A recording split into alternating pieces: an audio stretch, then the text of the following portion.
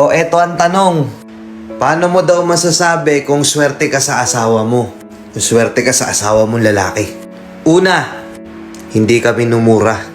Ilan dito sa mga babaeng to na yung asawa nila pag nagagalit sa kanila, minumura agad sila. Minumura sila na kung murahin sila, akala mo hindi sila partner o hindi sila asawa. Nakakala mo alipin sila.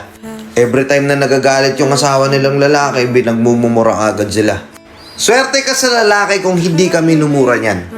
Lalo na kung may anak kayo tapos ayaw niyang iparinig dun sa loob ng pamamahay na yun na may nagbumura sa loob ng bahay na yun. Na kahit anong galit sa'yo ni mister, o kahit anong galit sa'yo ng boyfriend mo, hindi ka mumurahin. Oo, magagalit siya. Oo, sasabihin niya yung rason bakit siya naiinis. Minsan mapipikon siya sa'yo dahil syempre babae, toyoin yan eh. Pero never kang mumurahin. Pangalawa, yung lalaking hindi ka sasaktan ng pisikal. Yung lalaking hindi ka binubugbog.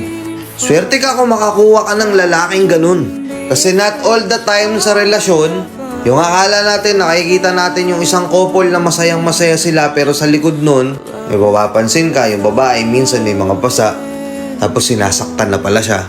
Konting pagkakamali lang na nagawa ni Mrs. may pananakit na agad na kasunod.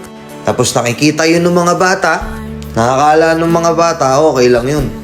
Na habang lumalaki sila, akala nila normal lang yun. Bakit ko sinasabi to? Swerte ka kapag yung lalaking na pangasawa mo merong kontrol.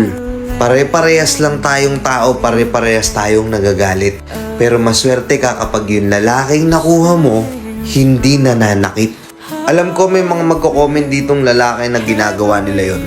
Sasabihin nila, di mo alam story ako. Huwag kang bida-bida. Di mo alam yung ginawa niya sa akin, wag mo kaming turuan. Di ko kayo tinuturuan mga par. Tapusin mo tong video na to. Ngayon, kapag nakahanap kayo ng gantong klaseng lalaki, wag niyong abusuhin. Hindi porket hindi nila ginagawa sa inyo yung mga ganong bagay, gagawin niyo yun sa kanila. Namumura-murahin niyo sila, iti-take advantage niyo porket hindi nila yun sa inyo ginagawa. Kayo naman yung magtataranta to, kayo naman yung gagawa ng kagaguhan kasi ang nasa isip nyo, hindi naman kayo sasaktan eh. Hindi naman kayang magalit sa akin yan eh. Kaya kahit magkamali ako, okay lang.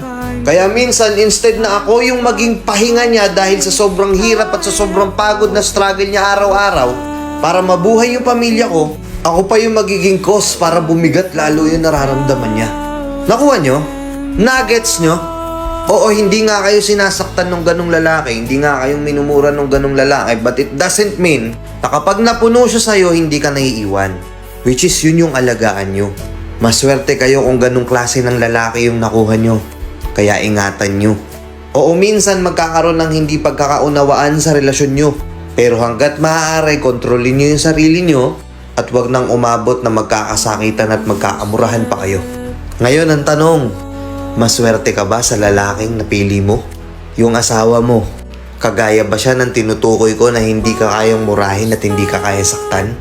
Comment mo dito. Let's go!